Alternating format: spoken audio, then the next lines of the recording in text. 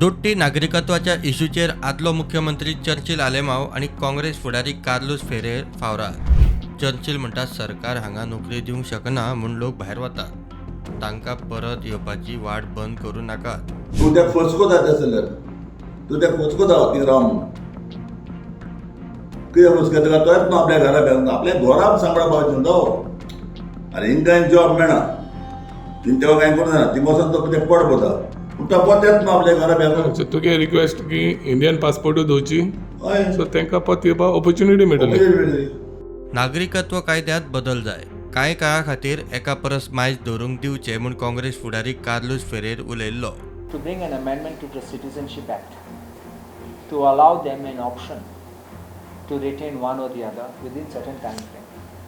See, citizenship, dual citizenship has a lot of ramifications, and I'll tell you why. It has not only cross nation implication, even financials have to be looked in, taxation, everything has to be looked in. So, and it's very difficult for the government of India to immediately say yes on the drop of a hat.